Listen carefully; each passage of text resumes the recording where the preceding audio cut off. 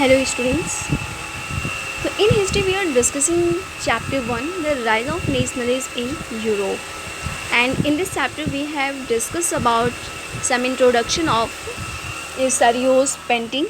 That is in that figure he shows his vision of utopia. So now let we start next topics of this chapter, that is the French Revolution and the idea of nation. तो पूरी European history में अगर हम बात करते हैं तो यहाँ से फ्रेंच रिवॉल्यूशन के थ्रू ही पूरी यूरोप में और यूरोप के बाद हमारी अदर कंट्रीज़ में, अदर कॉन्टिनेंटल कंट्रीज़ में हमारे ये रिवॉल्यूशन आगे बढ़ता है और लोग अपनी कंट्रीज़ को एक रिपब्लिक बनाने की कोशिश करते हैं।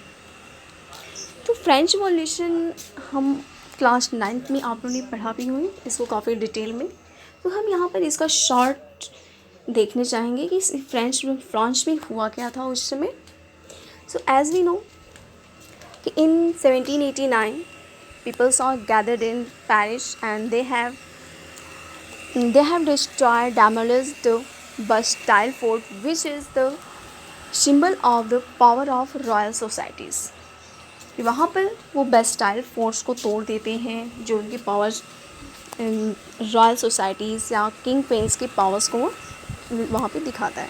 और इसके बाद उन्होंने स्ट्रगल करना शुरू किया और फिर उन्होंने क्या किया कि मोनार्कियल सिस्टम को हटाकर वहाँ पर रिपब्लिक फ्रांस का वहाँ पे एस्टाब्लिश करते हैं।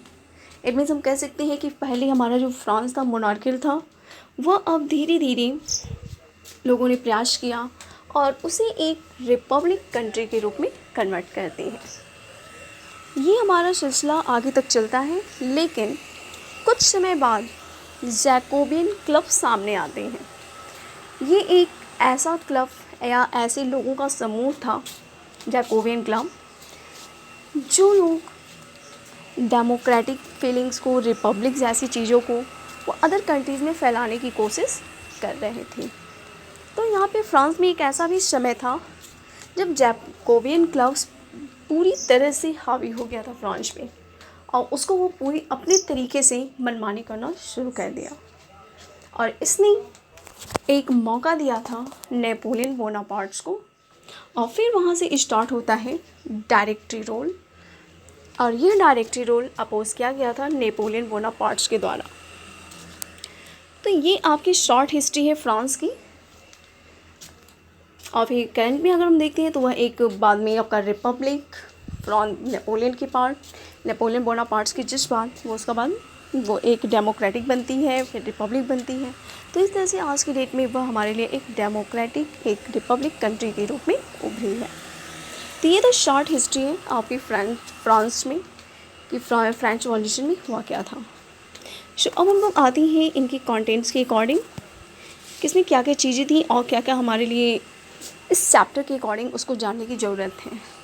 आखिर ऐसे कौन से इवेंट्स थे, क्या ऐसी चीज़ें थी जिसने फ्रांस में लोगों को एकजुट करके एक नेशन या एक आइडेंटिटी के रूप में उनको सामने लाया। तो हम लोग let it understand. The first clear expression of nationalism came with the French revolution in 1789। कि फ्रेंच रिवॉल्यूशन 1789 में, इस फ्रेंच रिवॉल्यूशन के माध्यम से ही एक नेशनलिज्म की फीलिंग्स, नेशनलिज्म का एक्सप्रेशन लोगों के सामने देखने को मिलता है। France was a full-fledged territorial state in 1789 under the rule of an absolute monarch। कि आपके 1789 तक हमारा फ्रांस जो था वो पूरी तरह से full-flag territorial state. Full flag territorial state का मतलब एक निरंकुश शासक, एक तानाशाह लोगों का एक शासन होना। तो एक ऐसी टेरिटोरी जहाँ पर एक निरंकुश, एक तानाशाह का शासन हो, तो उसी हम कहते हैं फुल फ्लैग टेरिटोरियल स्टेट। ऐसे ही आपका एब्सोल्यूट मोनार्क ऐसे ही राजा को कहा जाता है जो थोड़ा सा तानाशाह हो, निरंकुश हो, जिस पे किसी तरह का कोई पाबंदी ना हो। और ऐसी मोनार्क, ऐसे किंग्स की टेरिटोरी को फुल फ्लैग टेरिटोरियल के नाम से जाना जाता है। So the political and constitutional changes that came in the wake of the French Revolution led to the transfer of sovereignty from monarchy to a body of French citizens। कि यहाँ पर political changes देखने को मिलते हैं, constitutional changes मिलते हैं, और ये हमको कैसे मिलता है? फ्रेंच रिवॉल्यूशन के माध्यम से। कि जब फ्रांस में रिवॉल्यूशन हुआ तो उसने वहाँ की पूरी सोसाइटी को भी बदला, पॉलिटिकल चेंजेस भी किए, वहाँ का कॉन्स्टिट्यूशन भी बनाया गया। तो ये सारी चेंजेस हमको उस समय देखने को मिलती हैं, और उसे एक transfer of sovereignty from the monarchy, कि एक मोनार्की कंट्री से हटा करके उसको एक सॉवरेनिटी का मतलब ऐसी कंट्री जो लोगों के लिए ही होती हो और वह अपने फैसले खुद ले सकती हो। तो इस तरह की सॉवरेनिटी की भावना लोगों के मन में आती है।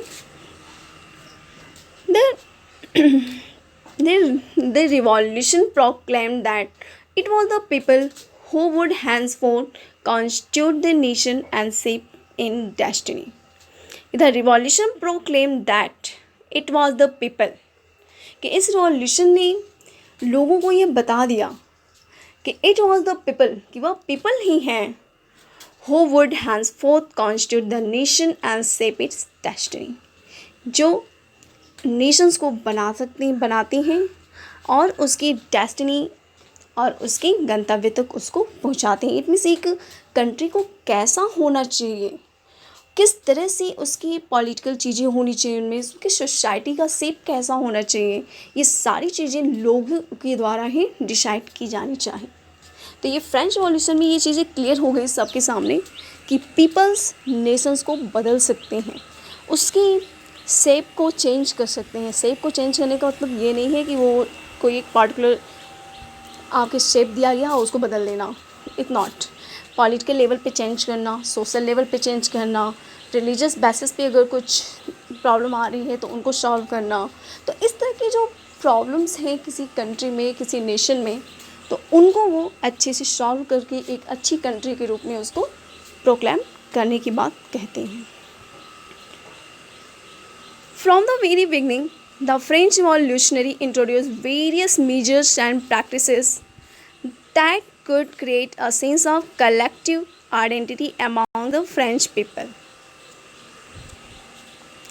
कि from the very beginning, कि शुरू से ही फ्रेंच रिवॉल्यूशनरी ने बहुत सारे ऐसे मेजरमेंट्स दिए, बहुत सारे ऐसे कार्य किए जिसने लोगों के माइंड में एक कलेक्टिव आइडेंटिटी का मतलब एक सामूहिक रूप पे लोगों को एक पहचान दे देना।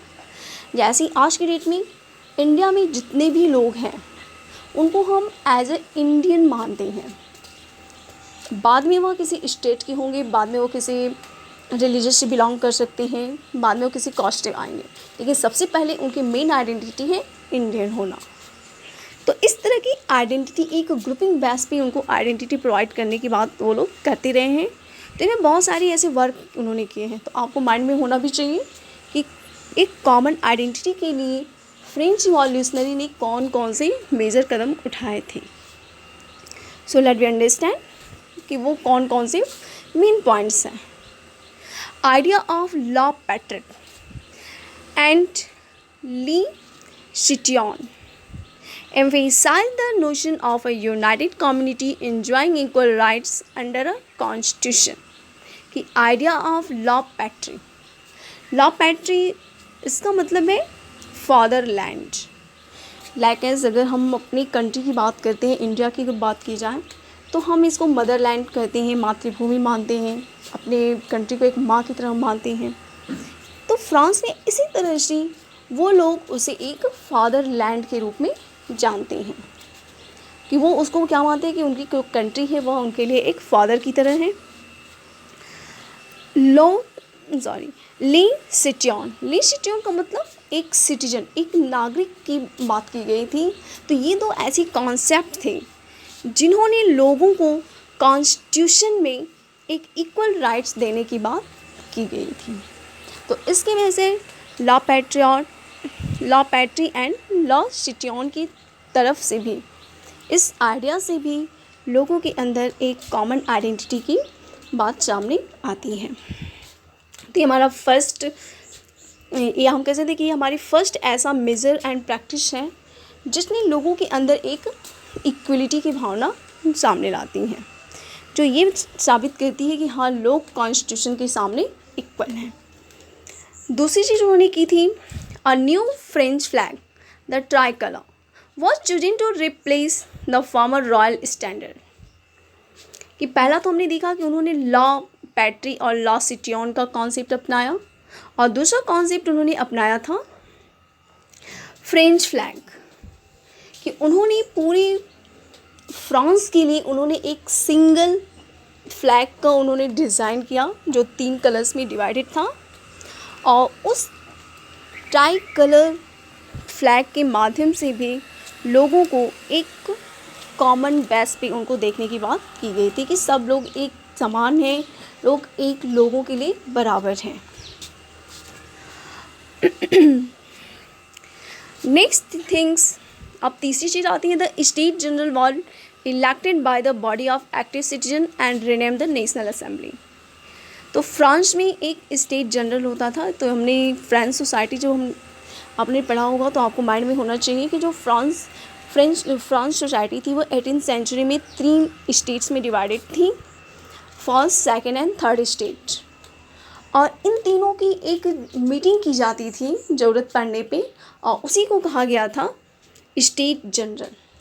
और उस स्टेट जनरल की मीटिंग्स जब होती थी तो उसमें एक पार्टिकुलर वहाँ पर एक लोगों के ग्रुप्स, यानी हर एक स्टेट से लोग वहाँ पर आते थे और अपनी मीटिंग में पार्टिसिपेट करते थे। लेकिन फ्रेंच रिवॉल्यूशन के समय में ये प्रोसीजर चेंज कर दिया गया, और वहाँ पर जो एक्टिव सिटीजन्स थे, एक्टिव सिटीजन्स को वहाँ पे उनके द्वारा वोटिंग कराया जाता था, और लोगों को सेलेक्ट करके वहाँ पर स्टेट जनरल में भेजा जाता था। बाद में स्टेट जनरल को का नाम बदल करके उसको नेशनल असेंबली रख दिया गया। न्यू हेम्स वर कंपोज्ड, फोर्थ कॉन्सेप्ट उन्होंने अपनाया, न्यू हेम्स वर कंपोज्ड। हेम्स का मतलब यहाँ पर है कि लोगों के लिए अपने स्लोगन्स रेडी करना, या बहुत ही सॉन्ग्स वगैरह राइट करना, पोएट्री राइट करना, जो लोगों के मन में एक नेशंस को या एक नेशंस की भावना को वो जागृत करती हो। तो इस तरह से हम देख सकते हैं कि उन्होंने न्यू हिम्स कंपोज किए गए जो रॉयल सोसाइटी की बजाय लोगों के मन में एक पैट्रियट की भावना को जगाती हूँ। ओथ्स टैकन, कि नए नए शपथ लिए गए कि हम अपने इस देश के लिए इस तरह की कॉन्सेप्ट को लाना चाहते हैं और उसके लिए हम कुछ भी कर सकते हैं। तो कुछ इस तरह की भावनाएं वहाँ पे देखने को मिलती हैं, इस तरह के और टैकिंग भी मिल जाती हैं।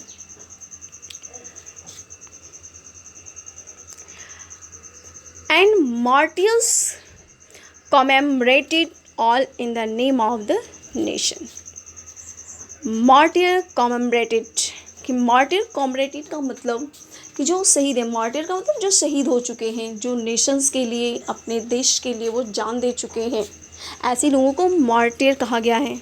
कॉमेमोरेट, उनके लिए कुछ उनके बारे में बताना, उनके बारे में कहानियों के रूप में लोगों को एक प्रेरणा के रूप में उनकी कहानियाँ सुनाना। तो इस तरह की मार्टियर कॉमेमोरेटेड की गई जो अपने कंट्रीज़ के लिए जान दे चुके थे। तो ये हमारा फोर्थ कॉन्सेप्ट उन्होंने अपनाया कि न्यू हिम्स कंपोजिंग, ओथ्स टैकन और मार्टियर कॉमेमोरेटेड। तो ये आपके कॉन्सेप्ट ने भी लोगों के मन में एक नेशनलिज्म की भावना जागृत करने में हेल्प की थी। नेक्स्ट थिंग्स जो उन्होंने अपनाया था, the centralise administrative system was put in place and in formulated uniform law for all citizen, कि एक सेंट्रलाइज एडमिनिस्ट्रेटिव सिस्टम वहाँ पर अप्लाई किया गया जो सभी लोगों के लिए एक समान लॉज वहाँ पे कंपोज किए गए। जैसे हमने फ्रेंच रिवॉल्यूशन में अगर बात करते हैं तो वहाँ पे सोसाइटीज़ अलग अलग थी, 3 स्टेट में वो डिवाइडेड थी और उनको राइट्स अलग अलग थे, उनको अलग से कुछ उनको एक्स्ट्रा प्रिविलेज दिए गए थे कुछ सोसाइटी के लोगों को, बेस्ट एग्जाम्पल आपकी फर्स्ट स्टेट या क्लरिकल बेस्ट। इसके अलावा उनको टैक्स में भी कुछ छूटें दी गई थी, लेकिन बाद में उसको हटा करके एक सेंट्रलाइज एडमिनिस्ट्रेटिव सिस्टम को अप्लाई किया गया, जिसके माध्यम से हर एक सिटीजन्स के लिए, यानी जो उस कंट्री में, उस टेरिटोरी में जो लोग भी आ रहे हैं, उन सभी के लिए एक समान कानून, लॉज बनाए गए। Internal custom duties and dues were abolished and a uniform system of weights and measures were adopted। कि इंटरनल कस्टम ड्यूटीज़ एंड ड्यूज़ ये एक तरह की आपकी टैक्सेस होती हैं कि जस्ट सपोज़ हम अपने सामान को एक जगह से दूसरी जगह ले जा रहे हैं तो उसमें हमको कुछ टैक्सेस देने पड़ते थे। तो इंटरनल टैक्सेस का मतलब कि अब मान लीजिए कि हमारी टेरिटोरी है, उसी के अंदर हम कुछ काम कर रहे हों तो उस पर उन्होंने क्या किया, टैक्स लगाया हुआ था, जो बाद में आपके उन टैक्सेस को, उन ड्यूज़ को वहाँ से हटा दिया गया। And a uniform system of weights and measures was adopted, और हर तरफ एक समान टैक्सेस अप्लाई किए गए, एक समान वहाँ पर वेट एंड मेजरमेंट्स अप्लाई की गई थी। जैसे आज की करेंट में अगर हम बात करते हैं तो इसका सबसे बेस्ट एग्जांपल है जीडी आपका जीएसटी। तो जीएसटी क्या है, हमारा हर एक स्टेट्स के लिए एक सेम आपका टैक्स है।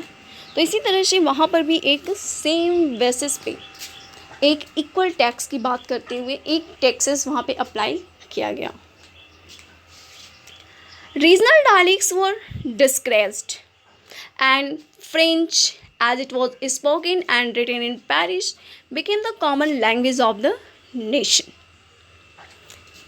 नेक्स्ट थिंग्स इसमें क्या हुआ कि जो रीजनल डायलेक्ट्स थे, जैसे बोलियां हैं, हर एक जगहों पे बोलियां जो होती हैं आपकी 1 किलोमीटर पे बदल सकती हैं।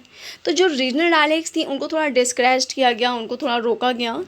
और जो फ्रेंच लैंग्वेज थी, और ये फ्रेंच लैंग्वेज पेरिस के आसपास के क्षेत्र में ज़्यादातर बोली जाती थी, और इस फ्रेंच को बहुत ही ज़्यादा उसको सामने लाया गया, उसको बहुत ज़्यादा इनकरेज किया गया, जिसकी वजह से ये आपके हर एक लोगों के मन में या हर एक लोगों के लिए एक कॉमन लैंग्वेज बनी, जो हर एक पर्सन के लिए एक अपनी एक कॉमन आइडेंटिटी के रूप में भी देखी जाने लगी। तो ये आपके कुछ ऐसे मेजरमेंट्स थी, ऐसी प्रैक्टिसेस थी जो फ्रेंच रिवॉल्यूशनरीज़ ने उसमें अडॉप्ट की। तो आप लोग जब भी इसका आंसर दें तो हर एक पॉइंट्स को वो पॉइंट्स वाइज आप उसको राइट कर सकते हैं। Next thing, the revolutionary further declared that it was the mission and the destiny of French nation to liberate the people of Europe from despotism, in other words to help other people of Europe to become nation। कि रिवॉल्यूशनरीज़ जो थी उस समय, French रिवॉल्यूशनरीज़, उन्होंने अपने countries को तो एक अच्छा नेशन बना दिया, एक नेशनलिज्म की भावना लोगों के मन में पैदा कर दी। इसके बाद उन्होंने एक मिशन बनाया कि फ्रेंच नेशन जो थी, जो ऐसी नेशंस जो फ्रांस के अंतर्गत आती थी, जो फ्रांस के कंट्रोल में थी, उनमें भी नेशनलिज्म की भावना को उन्होंने बढ़ाने की कोशिश की थी, और उन्होंने उसको एक मिशन के रूप में भी लिया, और उसे लोगों के मन में एक नेशनलिज्म की भावना जागृत की, और उस भावना ने, नेशनलिज्म की एक्सप्रेशन ने लोगों की क्या किया, एक अलग नेशंस के रूप में उनको एस्टैब्लिश करने में हेल्प की थी। When the news of events in France reached the different cities of Europe, students and other members of educated middle class began setting up Jacobin clubs। कि फ्रेंच रिवॉल्यूशन की घटना जब और लोगों ने जानी, ये आपके जितने भी पर्सन थे जो रिवॉल्यूशनरीज थे, उन्होंने मिशन के रूप में अपना काम करना शुरू कर दिया था, तो लोगों के अदर कंट्रीज़ में, अदर सिटीज़ में ये बातें फैलनी शुरू हो गई। तो वहाँ पर जो आपकी एजुकेटेड मिडिल क्लासेस फैमिली थी, जो स्टूडेंट्स थी, तो ऐसे लोगों ने क्या किया, जैकोबिन क्लब्स बनाना शुरू कर दिया। तो मैंने बताया था कि ये एक ऐसा क्लब था जो नेशंस को, जो लोगों के अंदर एक नेशनलिज्म की भावना को जगाने के लिए काम करने लगी थी। तो वह आपके उन्होंने जैकोबिन क्लब्स स्टार्ट कर दिया बनाना। Their activities and campaigns prepared the way for the French armies which moved into Holland, Belgium, Switzerland and much of Italy in 1790। कि इन जैकोबिन क्लब्स के लोगों ने के माध्यम से, इनके कार्यों ने, इनके जो कंपेन थी, कंपेन का मतलब प्रचार प्रसार, तो इनकी एक्टिविटीज़, इनके जो कंपेन थी, इन्होंने फ्रेंच आर्मीज़ को आगे बढ़ने दिया और हॉलैंड, बेल्जियम, स्विट्ज़रलैंड और इटली के कुछ भागों तक उन्होंने उनको फैलाना शुरू कर दिया। कि with the outbreak of revolutionary wars the French army begin to carry the idea of nationalism abroad. अब ये क्यों ऐसा किया गया कि जो भी आपके फ्रांस के जो अब्रॉड थी, अलग अलग कंट्रीज़ थी यूरोप में, उनमें नेशनलिज्म के एक्सप्रेशंस को उनमें बढ़ाने की कोशिश की गई थी। तो इस तरह से हम देख सकते हैं कि फ्रेंच रिवॉल्यूशन से, यानी फ्रांस में जो रिवॉल्यूशन हुआ, अब वो धीरे धीरे निकल करके यूरोप के अदर कंट्रीज़ में, स्पेशली हॉलैंड, बेल्जियम, स्विट्ज़रलैंड और इटली में भी 1719 तक पहुंच गया था। तो आप देख सकते हैं कि ये हमारा यूरोप है, जो वियना, आपका जो कांग्रेस ऑफ वियना थी या वियना की जो मीटिंग थी, उसके पहले का ये है यूरोप। अब हम लोग आते हैं कि ये वियना क्या था, तो इसे हम लोग कल देखेंगे। स्पेशली हम लोग इसमें देखेंगे नेपोलियन के बारे में, कि नेपोलियन क्या था और उसने किस तरह से फ्रांस और उसके अंडर टेरिटोरीज़ को किस तरह से प्रभावित किया था। तो इसे हम लोग नेक्स्ट में देखेंगे।